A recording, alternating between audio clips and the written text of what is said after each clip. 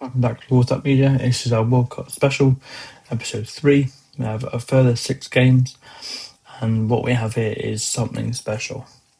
So let's start off with the first one. So Spain, Cape Verde. This must have blown the bookies for a lot, because Spain was obviously strong favourites, as you expect it would be. But 0-0, that is incredible from Cape Verde. Their debut in the World Cup, the first point on the board, Spain. Unheard of. The goalkeeper for Cape Verde was outstanding. Like, definitely warranted the clean sheet. And I believe, if you haven't seen the clip, you get interviewed after the game, and his Instagram just blows up. He has more followers than some of the bigger players, even at the World Cup. So it's definitely worth a watch. It's quite funny. But back to the football side of things, Cape Verde, incredible. Like, they got absolutely peppered, but they got over the line. 0-0, a point in the World Cup. That is an excellent start for a team that probably thought they wouldn't get any. And to face Spain and do that, their confidence must be through the roof. And there's no reason why they couldn't go and compete against other teams in their group. But only time will tell. Obviously, Spain will be really frustrated with this. I can only imagine their next game is going to be a bit of a romp. But they need to put the ball in the back of the net. And you expect Spain to turn it around. They're going to batter whoever they got next. So I have no doubt about that. But a great point for Cape Verde. Disappointing at morning, afternoon, night, wherever you are in the world, for Spain. But they will be back. And then we had Belgium, Egypt. Belgium again. They deemed one of the bigger teams, but they just don't turn up. That individually they got good players, but they've never really been a team, Belgium. And this is proof that a team game requires a team effort. Too many individuals within the team, and they were even lucky to get a point out of this. They were awful. In fairness, the game wasn't the best, but shared spoiled in the end. That own goal was a hammer blow for Egypt, but Belgium get a point. Well, whether that works out to be decent, I have no idea, but we shall see nearer the time. And again, some really good attendances at these games. It could be in America, it could be Mexico, Canada. Really, really good turnouts. 65,000 plus. Really, really good. The next game is Saudi Arabia, Uruguay. Uruguay were heavy favourites, as you imagine, but again, very poor.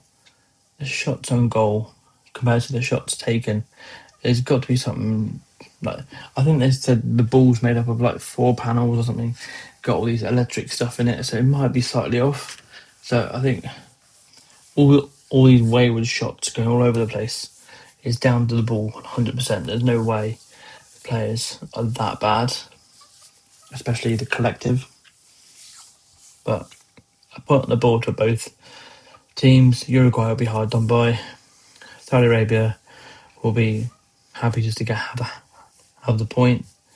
And they did well last time. Saudi Arabia, they beat the eventual champions, so they certainly can turn up the big games, and they certainly defended well here.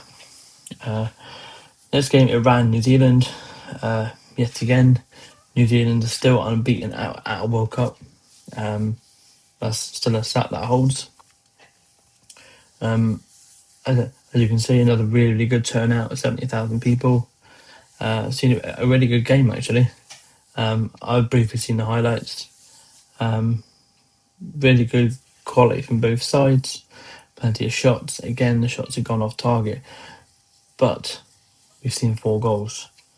And that's all we ask is if you're having all these shots, surely get them on target and there's a good chance to score goals, as we see here, 2-2. So a good point for both, I'd probably say. They'd probably take that from the start of the game. On to France, Senegal now. Really, really bad first half from France. They just didn't turn up at all. It wasn't until, like, as you can see here, the 66th minute for Mbappe to do anything. He was poor himself, but I think that sparking basically on the hydration breaks, the manager let rip and basically told his players to pull a finger up. So, and it certainly did. Obviously, to concede that goal as well was a bit of a blow, but Mbappe's response to that was just score straight away after the kick-off. So really good.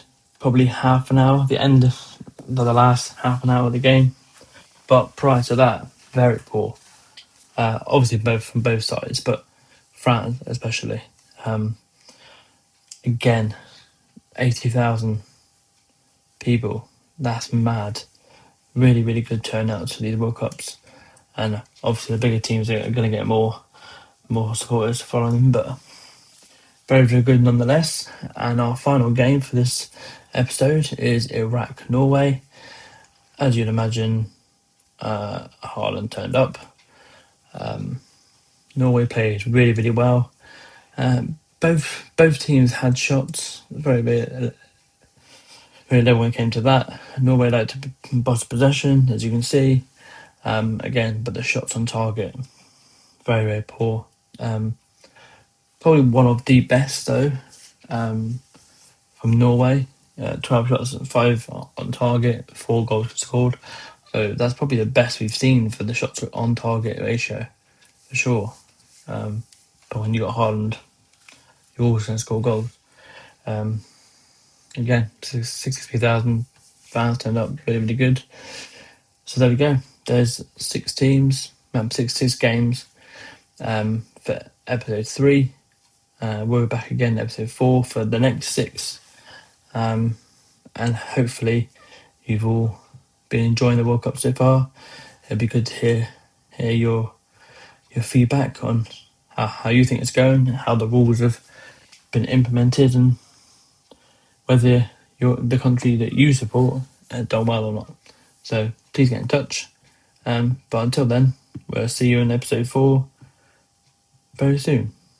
See you later.